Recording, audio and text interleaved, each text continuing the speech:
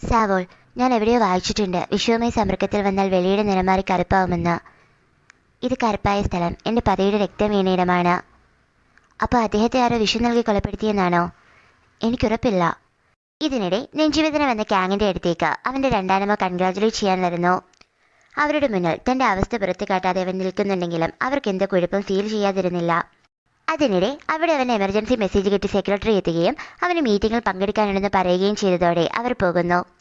Secretary മരുന്ന് നൽകിയതോടെ ആശ്വാസമാവുന്ന ക്യാങ്ങിന്. പക്ഷെ ഡോക്ടറിനെ കാണാൻ അവൻ സമ്മതിക്കുന്നില്ല. കണ്ണടച്ചു കിടന്ന അവൻ്റെ മനസ്സിൽ അന്ന് ഹോസ്പിറ്റലിൽ വെച്ച് അങ്ങനെ വന്നപ്പോൾ യോൺവു അവനെ ആശ്വസിപ്പിച്ചത് ഓർമ്മ വരുന്നു. നിങ്ങൾ അറിഞ്ഞോ, മിസ്റ്റർ ക്യാങ്ങിൻ്റെ വൈഫാണ് ഇത്ര മിഡാമിനെ കൺവിൻസ് ചെയ്തത്. ക്യാങ്ങിൻ്റെ ടീം മെമ്പേഴ്സ് ആയിരുന്നു അവർ. അതെങ്ങനെ? ക്യാങ്ങിൻ്റെ വൈഫ് നല്ലതുപോലെ എംബ്രോയ്ഡറി ചെയ്യുമത്രേ. ക്യാങ് ഇന്നത്തെ ഷർട്ടിൽ അവർ ചെയ്ത എംബ്രോയ്ഡറി ഇടാൻ കണ്ട് ഇഷ്ടപ്പെട്ടെന്നൊക്കെയാണ് കേൾക്കുന്നത്. ഇത് കേട്ടതോടെ ക്യാങ്ങിനോട് ക്രഷുള്ള പെൺകുട്ടി എഴുന്നേറ്റ് പോകുന്നു. അവളുടെ ഹൃദയം അത്രത്തോളം വേദനിച്ചിരുന്നു. വീട്ടിലെത്തിയ യോൺവു ആ പൂവ് വാടിക്കരിഞ്ഞു കിടക്കുന്നത് കണ്ട് ചിന്താത്മയായിരിക്കുന്നു. ഈ എംബ്രോയ്ഡറി വർക്ക് കണ്ടില്ലേ മിസ്റ്റർ ക്യാങ്? ഇതിനൊരു 200 വർഷത്തെങ്കിലും പഴക്കം കാണും. എൻ്റെ അമ്മയുടെ ഫാമിലി വഴി എനിക്ക് കിട്ടിയതായത്. ഇതിൽ ഉപയോഗിച്ചിരിക്കുന്ന സെയിം സ്റ്റിച്ചിങ് പാറ്റേൺ ആണ് താങ്കളുടെ ഭാര്യ ഈ ഷർട്ടിൻ്റെ എംബ്രോയ്ഡറിക്ക് യൂസ് ചെയ്തിരിക്കുന്നത്. ഇത് കാരണമാണോ താങ്കൾ ഞങ്ങളുടെ പ്രപ്പോസൽ സ്വീകരിച്ചത്? ഇതും ഒരു കാരണമാണ്. But I am more curious about her. ഒരു 200 വർഷം പഴക്കമുള്ള സ്റ്റിച്ചിങ് പാറ്റേൺ ഇന്നത്തെ കാലത്ത്, അതും കൈകൊണ്ട് തുന്നുക എന്നൊക്കെ പറഞ്ഞാൽ I am impressed and I want her to be in my team. എങ്കിൽ മാത്രമേ ഈ ഓഫർ ഞാൻ അക്സെപ്റ്റ് ചെയ്യൂ. ഭക്ഷണമൊക്കെ കഴിച്ച ശേഷം പുറത്തിരിക്കുകയായിരുന്ന യോൺവുവിനോട് ക്യാങ് മിലാമിൻ്റെ കൂടെ വർക്ക് ചെയ്യാൻ അവളോട് പറയുന്നു. മിലാം എന്നോടും പറഞ്ഞിരുന്നു ഞാനുണ്ടെങ്കിൽ മാത്രമേ അവർ താങ്കളുടെ ഓഫർ അക്സെപ്റ്റ് ചെയ്യൂ എന്ന്. മിലാം പറഞ്ഞതുകൊണ്ട് മാത്രമല്ല ഞാൻ തന്നോട് ജോയിൻ ചെയ്യാൻ പറയുന്നത്. എനിക്കും തന്നെ വേണം, എൻ്റെ അല്ല നമ്മുടെ കമ്പനിയുടെ ഡിസൈനറായി. തനിക്ക് അത്രയും കഴിവുണ്ട്. അവൾ സമ്മതഭാവത്തിൽ അവനെ നോക്കുന്നു. Good morning everyone. പിറ്റേ ദിവസം തൻ്റെ ടീം മെമ്പേഴ്സിനെ ക്യാങ്ങിൻ്റെ ടീം മെമ്പേഴ്സിന് പരിചയപ്പെടുത്തുകയായിരുന്നു മിഡാം. ഞാനാണ് ലൈ മിഡാം. ഇതെൻ്റെ ജനറൽ മാനേജർ മിസ്റ്റർ ഡോയോൻജെ. പിന്നെ ഇതെൻ്റെ guest designer miss Park Yeonwoo. Designer? മെയിനായി ഇവർ രണ്ടുപേരുമായിരിക്കും ഈ ആനിവേഴ്സറി കൊളാബറേഷൻ നിങ്ങളുടെ കൂടെ വർക്ക് ചെയ്യുക. യോൺവുവിനടുത്ത് നിൽക്കുമ്പോൾ ക്യാങ്ങിലുള്ള ഒരു പോസിറ്റീവ് വൈബ് അവനോട് ക്രഷുള്ള പെൺകുട്ടി ശ്രദ്ധിക്കാതിരുന്നില്ല. യോൺവു ജോയിൻ ചെയ്ത കാര്യം തൻ്റെ വിശ്വസ്തനിൽ നിന്നറിഞ്ഞ രണ്ടാനമ്മ അവളെ നിരീക്ഷിക്കാൻ അയാളെ ചട്ടം കെട്ടുന്നു. ഇതേസമയം ആദ്യ ടീം മീറ്റിംഗിൽ ഒരു ഡിസൈനർ എന്ന നിലയിൽ യോൺവുവിനോട് കുറച്ച് ഡ്രസ് മോഡൽസ് അവരുടെ കൺസെപ്റ്റിനനുസരിച്ച് റെഡിയാക്കാൻ എല്ലാവരും സജസ്റ്റ് ചെയ്യുന്നു. ഒരു ഡിസൈനർ സംസാരിക്കേണ്ടത് അവർ ചെയ്യുന്ന വസ്ത്രങ്ങളിലൂടെയാണ്. അതുകൊണ്ട് തന്നെ ഞാൻ ഈ ടാസ്ക് ഏറ്റെടുക്കാം. മീറ്റിംഗ് അവസാനിച്ച് പുറത്തു പോകുമ്പോൾ അനിയൻ അവളോട് സംസാരിച്ചു കൊണ്ട് പോകുന്നത് കണ്ട ക്യാങ്ങിന് അതത്ര പിടിക്കുന്നില്ല. കുറച്ചു കഴിഞ്ഞ് മിഡാമിൻ്റെ മാനേജറും അവളുടെ അടുത്ത് സംസാരിച്ച് നിൽക്കുന്നത് കണ്ടിട്ട് ഇവൻ ആരുമില്ലെന്ന രീതിയിൽ ക്യാങ് നിൽക്കുന്നു. അത് കണ്ടുകൊണ്ടാണ് അനിയനും മറ്റൊരു ടീം മെമ്പറും വരുന്നത്. അവരെന്താണ് കാര്യമെന്ന് ചോദിക്കുമ്പോൾ മറ്റൊന്നും പറയാനാകാതെ അവൻ അന്ന് ഒരു ടീം ഡിന്നറിന് എല്ലാവരെയും ക്ഷണിക്കുന്നു. ഇന്ന് വളരെ നല്ലൊരു ദിവസമാണ്. മിഡാം ടീം നമ്മളുമായിട്ട് ജോയിൻ ചെയ്തു. മാത്രമല്ല ആദ്യമായി മിസ്റ്റർ ക്യാങ് നമ്മുടെ കൂടെ ടീം ഡിന്നറിന് വന്നു. എന്ത് സഹകരണമില്ലാത്ത മനുഷ്യനാടോ താൻ? ആളുകളോട് ഫ്രണ്ട്ലി ആയിക്കൂടെ? ഇത് കേട്ട് അനിയൻ ചിരിക്കുന്നു. നമ്മുടെ ഡിസൈനർ ഒന്നും മനസ്സിൽ വെക്കാതെ തുറന്ന് സംസാരിക്കുന്ന ആളാ. വൈസ് പ്രസിഡന്റായ ക്യാങ്ങിനോടുള്ള അവളുടെ സംസാരം കേട്ട് ഞെട്ടിയിരുന്ന മറ്റു മെമ്പേഴ്സിനോടായി സെക്രട്ടറി പറഞ്ഞു. ഇനി നമുക്കെല്ലാം ഒരു ചിയേഴ്സ് പറഞ്ഞാലെന്താ? വേണ്ട, വേണം എന്ന് പറഞ്ഞ് കൈയടിച്ച് പാസ്സാക്കുന്ന യോൺവു. എല്ലാവരും അവളെ സപ്പോർട്ട് ചെയ്യുന്നു. ഇവളെ കണ്ട് തോറ്റല്ലോ എന്ന മട്ടിൽ യോൺവുവിനെ ക്യാങ് നോക്കുന്നത് ക്രഷുള്ള പെൺകുട്ടി ശ്രദ്ധിക്കാതിരുന്നില്ല. അങ്ങനെ ബിയറും വന്നു. നമ്മുടെ യോൺവു ആകട്ടെ നല്ല പോളിങ്ങിലുമാണ്. പതിയെ യോൺവു, ഇങ്ങനെ പോയാൽ നിന്റെ ലെക്ക് പോകും. അവളുടെ ലെക്ക് കെട്ടാനും കെട്ടിലും ഇവൻ എന്താ എന്ന് മനസ്സിലോർത്ത് ക്യാങ് അവനെ നേരെ നോക്കുന്നു. യോൺവു ആകട്ടെ മാനേജറിനെ നോക്കി ചിരിക്കുന്നു. ഇവൾ എന്നോട് പോലും ഇങ്ങനെ ചിരിച്ചിട്ടില്ലല്ലോ. സത്യം പറയാലോ, മാനേജറും യോൺവുവും തമ്മിൽ നല്ല മാച്ച് ഉണ്ട്. ആൾക്കാരൊക്കെ നിങ്ങൾ ഓൾറെഡി ഡേറ്റിങ്ങിലാണെന്ന് വിചാരിക്കും. ചുമ്മാ കളിയാക്കാതെ. യോൺവുവിന് അത് അൺകംഫർട്ടബിൾ ആവും. അപ്പോൾ ഇവനും കംഫർട്ടബിൾ ആണെന്നാണോ? എനിക്കെന്ത് അൺകംഫർട്ടബിൾ? ആ, അതിനർത്ഥം അനിയനായിരുന്നു അത്. ഈ കോൺവെർസേഷൻ ക്യാങ്ങിനെ പോലെ തന്നെ അനിയനും ഒട്ടും പിടിക്കുന്നില്ല. ക്യാങ്ങിനെയും അനിയനെയും മാറി മാറി നോക്കുന്ന സെക്രട്ടറി. ഇതിനിടെ അവൾക്ക് ഇനിയും ബിയർ ഓഫർ ചെയ്ത മാനേജറിനോട് അവൾ വേണ്ട എന്ന് പറയുന്നു.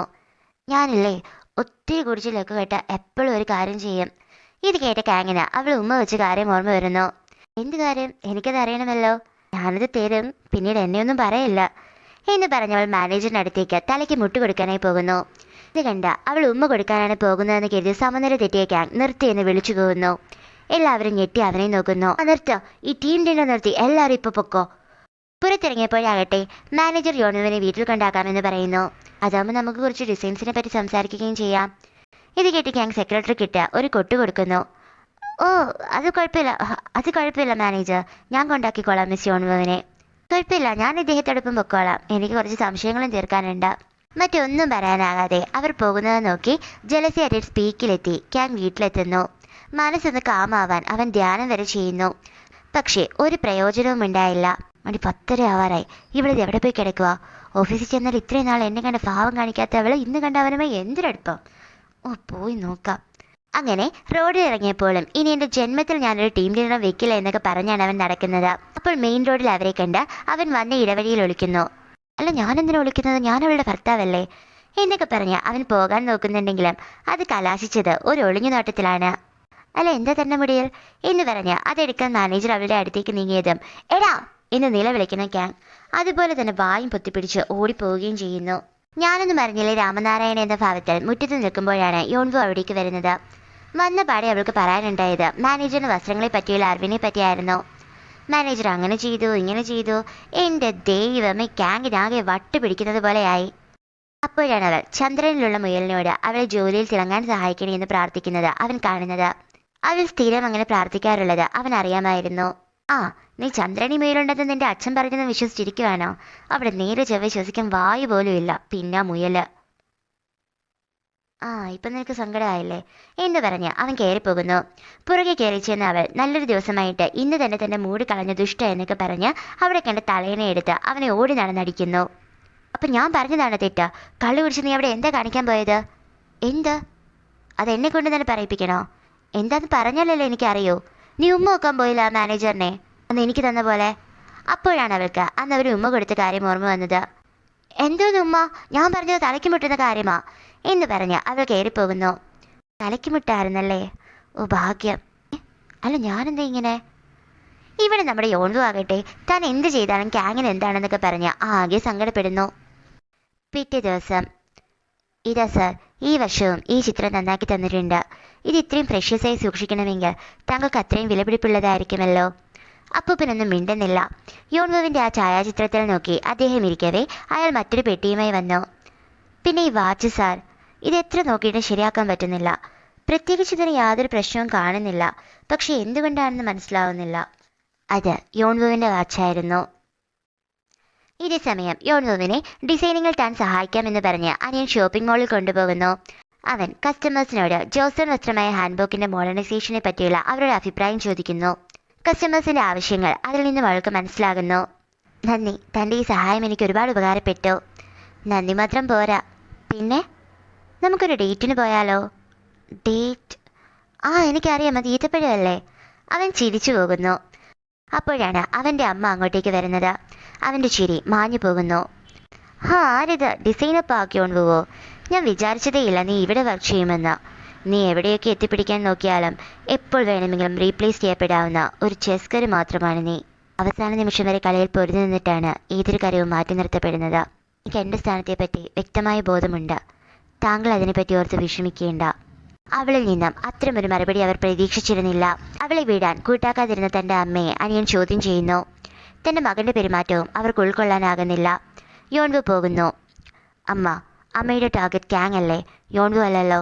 സോ അവളുടെ കാര്യത്തിൽ വെറുതെ ഇടപെടരുത്, അത് ഞാൻ കണ്ടു നിൽക്കില്ല എന്ന് പറഞ്ഞ് അവനും പോകുന്നു. തൻ്റെ അപ്പൂപ്പൻ വിളിച്ചതനുസരിച്ച് അദ്ദേഹത്തിൻ്റെ വീട്ടിലെത്തിയതായിരുന്നു ഗ്യാങ്. അപ്പൂപ്പൻ അവനെ തങ്ങളുടെ ഗസ്റ്റ് ഹൗസിനടുത്തേക്ക് കൊണ്ടുപോകുന്നു. എന്നാൽ ആ ഗസ്റ്റ് ഹൗസ് അവനൊരു പേടി സ്വപ്നമായിരുന്നു. ആ ഗസ്റ്റ് ഹൗസിൽ വെച്ചായിരുന്നു അവൻ്റെ അമ്മ മരിച്ചത്. തൻ്റെ കൺമുന്നിൽ ഒരിറ്റ ശ്വാസത്തിനെ പിടഞ്ഞ അവൻ്റെ അമ്മയെ രക്ഷിക്കാൻ അവനായിരുന്നില്ല.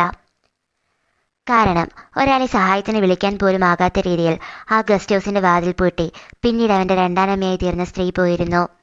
തൻ്റെ കണ്ണുകൊണ്ട് അവർ പോകുന്നത് കുഞ്ഞു ഗ്യാങ് കാണുകയും ചെയ്തു. ഒടുവിൽ അപ്പൂപ്പൻ അവിടെ എത്തിയപ്പോഴേക്കും എല്ലാം കഴിഞ്ഞിരുന്നു. അവൻ്റെ എല്ലാമായ അമ്മ അവനെ വിട്ടു പോയിരുന്നു. ഹൃദയം പൊട്ടിക്കരയാനേ അവിടേക്ക് വന്ന് അവൻ്റെ അച്ഛനുമാകുമായിരുന്നുള്ളൂ. നിന്നെക്കൊണ്ട് ഇപ്പോഴും ഇവിടെ കയറാനാകുന്നില്ലെങ്കിൽ ഞാൻ നിന്നെ നിർബന്ധിക്കുന്നില്ല മോനെ.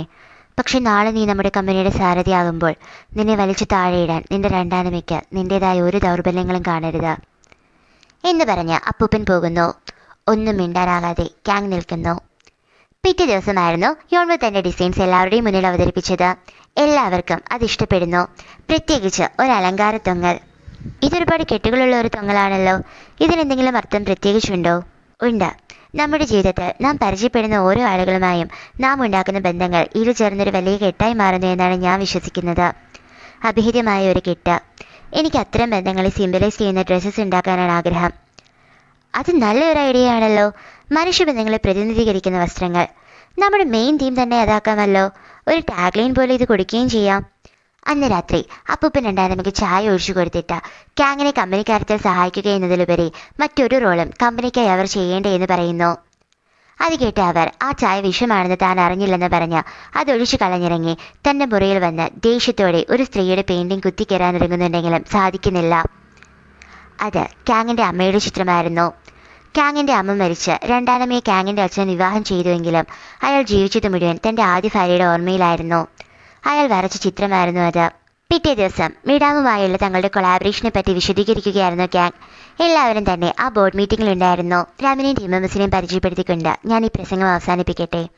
മിഡാമു മാനേജർ സ്റ്റേജിലേക്ക് ചെല്ലുന്നു. ഇതാണ് മിഡാംസിൻ്റെ പ്രസിഡന്റ് മിസ് ലീ മിഡാം.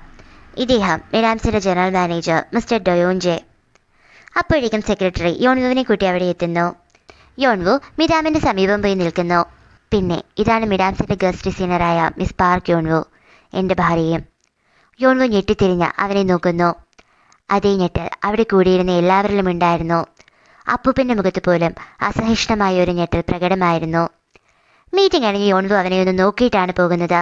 ഇത് ദൂരെ നിന്ന് രണ്ടാനമ്മ കാണുകയും ചെയ്യുന്നു. ഒന്നുമില്ലാത്ത ബോർഡ് മെമ്പേഴ്സിനും തൻ്റെ ടീമിന് മുമ്പിൽ യോൺവുവിനെ അവൻ ഇങ്ങനെ പരിചയപ്പെടുത്തില്ല. എന്തായാലും അവൻ്റെ ഈ പുതിയ പ്രണയത്തെ ഞാൻ എൻകറേജ് ചെയ്തേക്കാം എന്ന് പറഞ്ഞവർ പോകുന്നു. ഓഫീസിലെത്തിയ ക്യാങ്ങിനോട് യോൺവു എന്തിനാണ് തന്നോട് ചോദിക്കാതെ തൻ്റെ ഐഡൻറ്റിറ്റി റിവീൽ ചെയ്തതെന്ന് ചോദിക്കുമ്പോൾ അവൻ അതവളെ സംരക്ഷിക്കാനാണെന്ന് പറയുന്നു. നോക്ക്, നിന്നെ ഞാനെൻ്റെ ശത്രുപാളയത്തിലേക്കാണ് കൊണ്ടുവന്നിരിക്കുന്നത്. ഇവിടുത്തെ ഒരു എംപ്ലോയി എന്ന നിലയ്ക്ക് എൻ്റെ രണ്ടാനമ്മയ്ക്ക് ഇവിടെ നിന്നെ എങ്ങനെ വേണമെങ്കിലും ഹേർട്ട് ചെയ്യാൻ പറ്റും. ബട്ട് വൈസ് പ്രസിഡന്റ് ക്യാങ് ടിയോയുടെ ഭാര്യ എന്ന ലേബിൾ കൂടിയുള്ള നിന്നെ പബ്ലിക്ലി തൊടാൻ അവരൊന്ന് അറയ്ക്കും. മനസ്സിലായോ? അവിടെ നിന്നിറങ്ങിയപ്പോൾ അവൾക്ക് സെക്രട്ടറിയുടെ അനിയത്തിയുടെ മെസ്സേജ് വരുന്നു. അനിയത്തിയെ കാണാൻ അവൾ ചെല്ലുന്നു. ആ വെള്ളി പൂമ്പാറ്റയിൽ പോയിസൺ ഉണ്ടോ എന്ന് ടെസ്റ്റ് ചെയ്യാൻ യോൺവു അവളെ ഏൽപ്പിച്ചിരുന്നു. യോൺവുവിൻ്റെ സംശയം ശരിയാണ്. ഈ കറുത്ത ഭാഗത്ത് ആർസനിക്കിൻ്റെ അംശമുണ്ട്. മറ്റാരോടും ഇക്കാര്യം പറയരുതെന്ന് യോൺവു അവളോട് പറയുന്നു. ആ പെൺകുട്ടി പോയി കഴിഞ്ഞിട്ടും ആ ചെയിൻ നോക്കി തൻ്റെ ഭർത്താവിനെ ആരോ കൊന്നുവെന്ന് പറഞ്ഞ് സങ്കടപ്പെട്ട് യോൺവു ഇരുന്നപ്പോഴാണ് അത് സംഭവിച്ചത്. ആ നീല പൂമ്പാറ്റ അവളുടെ കൺമുന്നിൽ കൂടി പറന്നു പോകുന്നു. സമയവും നിന്നു പോകുന്നു. ആ നീല കണ്ണുള്ള സ്ത്രീ അവളുടെ അരികിലേക്ക് വരുന്നു. നിങ്ങളാണ് എന്നെ ഇവിടേക്ക് അയച്ചത്? ഒരു തരത്തിൽ പറഞ്ഞാൽ ഞാനാണ്, എന്നാൽ മറ്റൊരു തരത്തിൽ ഞാനല്ല. എന്തിനെന്നോടിത് ചെയ്തു? അതിനുത്തരം കണ്ടെത്തേണ്ടത് നീയാണ്. അതിന് നിനക്ക് സാധിച്ചാൽ നിനക്ക് തിരികെ പോകാം. എങ്ങനെ തിരികെ പോകാമെന്നാ? ഞാൻ എന്തോ ചെയ്യണ്ടേ? വിധി മനുഷ്യനെ ഒരുമിപ്പിക്കുന്നു. എന്നാൽ മനുഷ്യർ വിധിയെ മറികടന്ന് സ്വയം വേർപിരിയുന്നു. പരസ്പരം കെട്ടിപ്പിണഞ്ഞു കിടക്കുന്ന ആവർത്തിക്കപ്പെടുന്ന ചില ബന്ധങ്ങളുണ്ട്. അവയെ ഒരുമിപ്പിക്കാൻ നോക്കൂ, നിനക്കുത്തരം ലഭിക്കും. തിരികെ ഓഫീസിൽ വന്നപ്പോഴും യോൺവുവിൻ്റെ ചിന്ത മുഴുവൻ ആ നീലക്കണ്ണുള്ള സ്ത്രീ പറഞ്ഞതായിരുന്നു. അപ്പോഴാണ് രണ്ടാനമ്മയുടെ സെക്രട്ടറി രണ്ടാനമ്മ വിളിക്കുന്നു എന്ന് പറഞ്ഞ് അവളെ കൊണ്ടുപോകുന്നത്. ഇത് ക്യാങ്ങിൻ്റെ ഒരു ടീം മെമ്പർ കാണുകയും ചെയ്യുന്നു. അത് സെക്രട്ടറിയോട് പറയുന്നു. രണ്ടാനമ്മയുടെ സെക്രട്ടറി അവളെ കൊണ്ടുപോയത് ആ ഗസ്റ്റ് ഹൗസിലേക്കായിരുന്നു. അവളെ അവിടെ ആക്കിയാൽ ക്യാങ് എങ്ങനെ പ്രതികരിക്കുമെന്ന് അറിയുകയായിരുന്നു രണ്ടാനമ്മയുടെ ഉദ്ദേശം. ആ ഗസ്റ്റ് ഹൗസിനുള്ളിൽ തന്നെ കിണറ്റിലെറിഞ്ഞ ആൾ ധരിച്ചിരുന്ന മുഖംമൂടി യോൺവു കണ്ടെത്തുന്നു. ആ വാതിൽ തുറന്ന് അവൾ അകത്തേക്ക് ചെല്ലുന്നു. ഇതിനകം അവൾ അവിടെ ഉണ്ടെന്നറിഞ്ഞ് ക്യാങ്ങും അവിടേക്ക് ചെല്ലുന്നു. ഗസ്റ്റ് ഹൗസിലേക്ക് കയറാൻ ആദ്യം അവനൊന്ന് മടിച്ചെങ്കിലും യോൺവു ആയിരുന്നു അവനെല്ലാം. അകത്ത് കയറി എന്തോ ശബ്ദം കേട്ട് അവൻ ആ ഭാഗത്തേക്ക് ഓടുന്നു. അവിടെ വീണ് കിടന്ന യോൺവുവിന് അരികിലേക്ക് അവൻ എത്തിയെങ്കിലും കഠിനമായ നെഞ്ചുവേദന കാരണം അവൻ വീണു പോകുന്നു. എന്താ പറ്റിയത്? ശ്വാസം മുട്ടുന്നുണ്ടോ എന്ന് ചോദിച്ച് അവൾ അവൻ്റെ ഷർട്ടിൻ്റെ ബട്ടൺ സൂരി മാറ്റിയപ്പോൾ ഹൃദയത്തിൻ്റെ ഭാഗത്തെ ആ സ്കാർ കാണുന്നു. പരസ്പരം കെട്ടിപ്പിണഞ്ഞു കിടക്കുന്ന ആവർത്തിക്കപ്പെടുന്ന ബന്ധങ്ങൾ എന്ന നീലക്കണ്ണുള്ള സ്ത്രീയുടെ സ്വരം അവളുടെ കാതിൽ മുഴങ്ങുന്നു. ജോസോണിലും ഇപ്പോഴുമുള്ള ആവർത്തിക്കപ്പെടുന്ന ആ ബന്ധങ്ങൾ അത്രയും തന്നെ അവളുടെ കൺമുന്നിലൂടെ കടന്നു പോകുന്നു. അതെ, മരിച്ചുപോയ തൻ്റെ ഭർത്താവ് തന്നെയാണ് തൻ്റെ മുന്നിലിരിക്കുന്നതെന്ന തിരിച്ചറിവിൽ സ്തബ്ധയായി അവളിരിക്കുന്നു. ബന്ധങ്ങൾ ആവർത്തിക്കപ്പെടുന്നത് പോലെ തന്നെ വിധിയും ആവർത്തിക്കപ്പെടുമോ എന്നറിയാനായി കൂടുതൽ എപ്പിസോഡിനെ കാത്തിരിക്കൂ ലൂണ ടോക്സിലൂടെ.